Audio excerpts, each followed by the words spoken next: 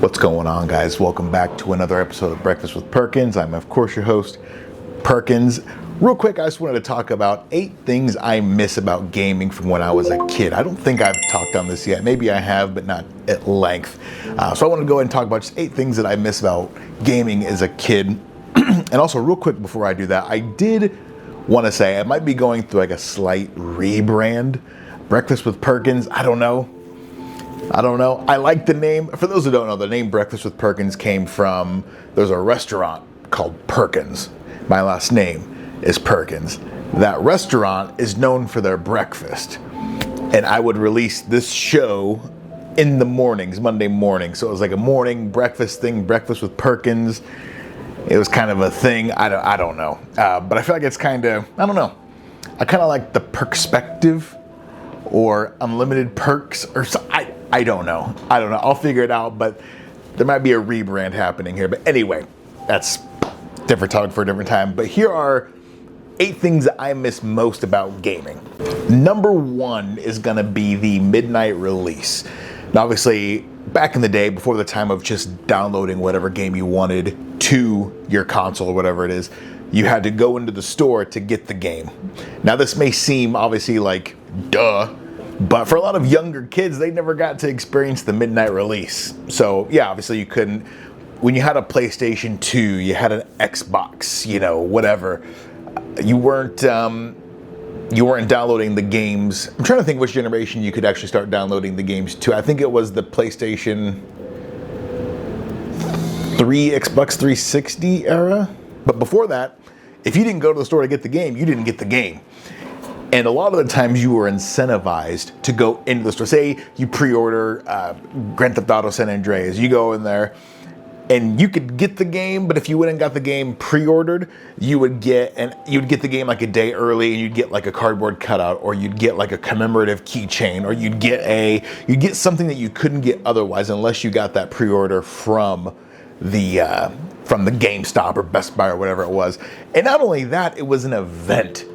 Because if you go pre-order, Call of Duty, Modern Warfare, whatever it is, and it'd be you and your buddies obviously going, so you get you and 5-6 of your mates, and you guys just sit there waiting. I know the GameStop for us was in Merle Mall, and there was a coffee shop right across the way that they would open the coffee shop for us, and then we'd all line up and all that stuff, and it was really fun. It was really fun. I obviously, being 35, I try to stay out of the public as much as I possibly can, just because I like my house. My house is fun. It's enjoyable here. I got everything I need here. I don't like to be outside often. But when I was younger, I do miss that. Everything was the midnight release. Go here, midnight, get this. It was all part of the. It was part of it. It was a good time. I would go back in a heartbeat. Number 2 would be split screen gaming with buddies. And I'll also throw LAN parties in there as well. I didn't do a lot of LAN partying when I was younger, but I was aware of LAN parties. And for those who don't know, LAN parties would be local area networks.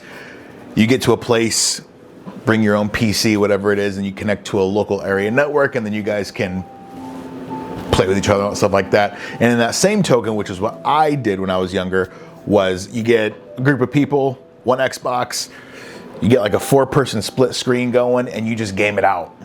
Before like the heaviness of the online, before like PlayStation Network came along, before Xbox Live came along, or was in heavy use, the 2-player, 4-player split screen was a way of life. And I remember back in the day, for my buddy Tyler's birthday, he had a projection. What the fuck is that?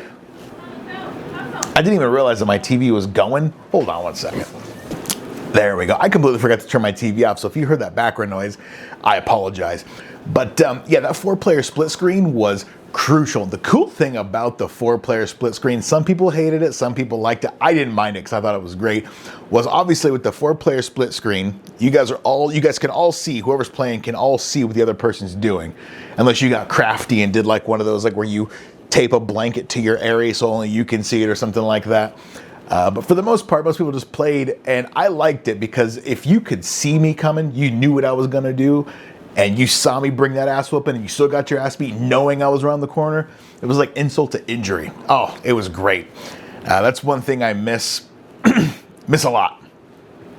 It was just one of those things, just you and your boys. You know, when you're young, you got no cares, no worries. It's just really fun. Number 3 is something that I've kind of learned to miss less. I think it's just one of those out of sight, out of mind things.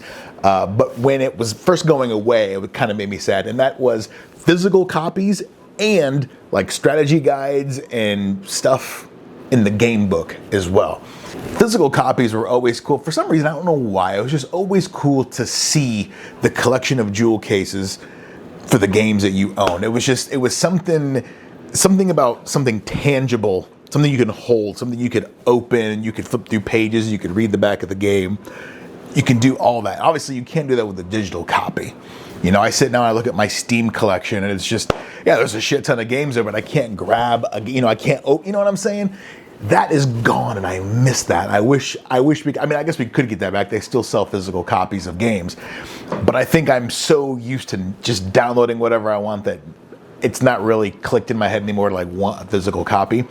But also back in the day too, they used to have little strategy guides, or they have cheat codes, or they'd have tutorials or button layouts, or whatever it is, inside the booklets that used to be inside the jewel case cover. I remember all the Super Nintendo games had it, the PlayStation 1 games had it. I think they kind of fizzled out around like the, what are the generations of gaming? Was it 6th or 7th gen? It's been forever. I can't even remember. But I do miss that a lot. I also miss getting strategy guides. What were those? The Prima strategy guides. And there was also another company that made strategy guides. I forget what they were, but I remember I got a Medal of Honor strategy guide book, and there was things that were in that book that I had no idea you could even. It was like, if you go into this one castle and you pull this axe and you get this weapon cache, and I was like, whoa, and I had no idea until I got the strategy guide, and that was awesome. I missed that. I also miss like what were those things called? GameSharks. I almost said Blue Sharks. GameSharks. Those were really cool too. GameSharks were discs. Jesus Christ, I'm dating myself. GameSharks were discs that you would put into the PlayStation, and I don't know how it did it, but it would read the disc. So say you went and got Grand Theft Auto. You would get the Grand Theft Auto GameShark disc, and then before you put Grand Theft Auto in, you would put the GameShark disc in, and that GameShark disc would have an access of codes, and then you would check, unlimited money, never wanted, weapon group 4, whatever it is, and then you would, I'm assuming you would save that to the memory card, and then you would eject that disc and then put the San Andreas disc in. And then you just go on and play, and those cheat codes would be in. It was kind of like a trainer menu before those were even really huge in a thing. So at least in the console world, I don't know. I just got into the whole PC gaming thing, so I don't really know how long trainers and all this have been around. But from the console side of things, yeah, trainer menus were unheard of unless you had like a GameShark or something like that. So number 4 is going to be. It's like a part A, part B. I miss the shitty sound quality of an Xbox Live headset. For some reason, those arguments, and the arguments are the other thing I miss. For some reason, those arguments, they hit so much better. It's like a warm blanket. You hear that shitty Xbox Live quality microphone, and the arguing back and forth, and some kids screaming in the background, and oh man, it was. I feel honored to have grown up in that time, because there's a lot of kids today that didn't get to grow up in that time, especially when it comes to gaming. Gaming's been such an evolving and changing thing all the time. Yeah, there's kids today, they never played GoldenEye. They never got to play Halo 2. They never got to play, San Andreas when it first came out, and it was the worst thing ever because you could have clothed sex, or there's kids that they didn't get to experience any of that, and I feel very lucky and fortunate to have got to experience that in my life. So that's another thing I miss. Another huge thing I miss. This will be number 5. I miss peripheral based games, which obviously were huge. And for those that don't know, I'm talking like your Wii Sports. I'm talking about. I don't know if Wii Sports would be considered. You had the Wiimote and stuff, but like, I guess more specifically, Guitar Hero, DJ Hero. Those ones, those had us in a chokehold. That was a while ago. I want to say 15 16, 17 years ago, right in there. Rock Band. I mean, those peripheral-based games had us in an absolute chokehold. And they were fun, and they were great party games. And the cool thing about those games was you could come in at easy, medium, hard, expert. I mean, you had all types of difficulties. And then seeing how well you could do, you handed the guitar off to your buddy, or my favorite, oh, Jesus, sorry. My favorite thing was DJ Hero, because I love electronic music. It was a fun time, and I do miss that. I wouldn't even be mad at that if that made a comeback, because it was a really good time. But just something that's a genre and a time that's gone by the wayside, which is kind of sad. Number 6 is going to be gaming magazines. Now, I don't even know if they still had gaming magazines. I guess Game Informer just came back. Game Informer was owned by GameStop, if I remember correctly, right? And then they stopped doing it and then they brought it back or something. I don't know. But I remember going to, and I've talked about like the demo discs that used to come in gaming magazines back in the day. The cool thing was each major console, I don't know if Sega did, but each mega console had their own magazine. So you had the official Xbox magazine, you had the official PlayStation magazine, and I think you also had like the unofficial. There was a couple magazines per console. Then you had like Electronic Gaming Monthly, Game Informer. You had just a bunch of cool gaming. It was whatever you wanted at your tips. Obviously, internet wasn't huge when I was younger. I mean, it was a thing. I'm not saying I was riding covered wagons trying to get across the Oregon Trail, but internet wasn't huge, you know. And if you didn't have a computer, then you had to go to the library, or you weren't looking at your phone. So the gaming magazines. Anything you wanted, anything, the new news. What's this new news? The new cool board is just coming out? Oh, okay. Oh, what's this? This new Crash Bandicoot thing over here? All right, cool, awesome. Oh, what's this? Spyro. Okay, cool. Everything was in those magazines. Anything you wanted to know was in those magazines, and it was amazing. And it was just every month. I remember my mom got me a subscription for Xbox Magazine and PlayStation Magazine. And as I said before, they came with demo discs. And again, when you're a kid and you don't have a lot of pocket money, those demo discs become law. Those things become like gold. And I can't tell you how many kids my age have played the same level of the demo over and over and over and over and never even bought the game, just played the same level over and over and over again. Some of those levels, some of them, like there was a game called Bloody Roar, I think it was, which is a pretty cool game. I'm pretty sure you could do 2-player on the demo, and you could get you could choose between like 3 or 4 fighters. Granted, it was very basic. You couldn't really obviously progress or have all the fighters, and you only have like two levels to choose from. But it was still like a level that you couldn't get otherwise, and so it was really cool. I do miss that a lot. Number 7 is gonna be, I miss being shocked at realistic graphics. I remember looking at games like Vice City, San Andreas, NBA Street. I mean, any game, and thinking like, holy shit. Oh my God, have you seen the graphics on here? It can't get any better than this. These are some of the most realistic graphics we're ever gonna see. It can't get any better than this, ever, possibly. I mean, I don't know how are they gonna do it? And there was those polygonal hands and everything, there was no fingers, everything was just very, and we used to sit there and be like, wow, this gets, now fast forward to today, and it's like, oh, you can't render every blade of grass from 5 miles away. Yeah, this game fucking sucks. So I don't want to play this shit. It's like, oh God.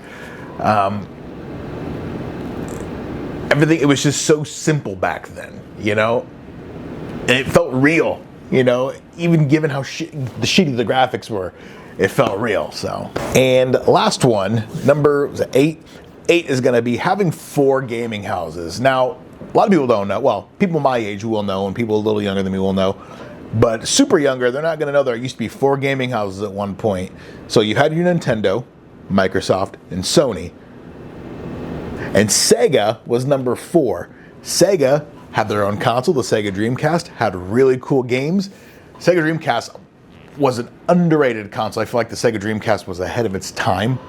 And that gave us games like, the Dreamcast didn't give us, they gave us Sega and all that. And we had games like Jet Set Radio Future, phenomenal. You had Virtua Fighter, which I think was a Sega property, which was pretty dope. You had Crazy Taxi, phenomenal. Crazy Taxi was great, which I played all the way on my flight from here to Scottsdale last time I flew. yeah, excuse me, on my, I almost said my vintage, fuck, on my retro handheld, which I need to do a review on. But yeah, it was a good time. I loved it. Absolutely loved it. I played that in Crash Bandicoot, which was great. But yeah, Sega, it kept a nice balance of things with the 4 gaming houses. There was something for everyone, and everyone had their own thing and all this stuff, and it was just really cool. And yeah, I don't remember, like, obviously today when you talk about consoles, there's a huge console war. You know, it's, oh, you're Sony, oh, fuck you. You know, Xbox is better, you know, fuck you, Sony's better, this, that, and the other.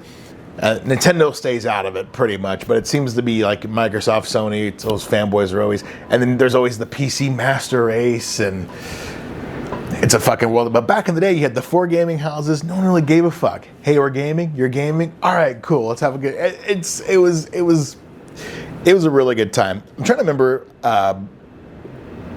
what game was it that was like really, was it Phantasy Star Online that was on the Dreamcast? That was like a really big deal. I think that was an online MMO type game. I can't remember. I just remember having a Dreamcast and then remembering like that was a big deal. I never played it, but I read about it. And I was like, whoa. But yeah, those are just 8 things that I want to get off my chest. That's everything from me. I'm gonna land the plane there. I appreciate you guys. See ya.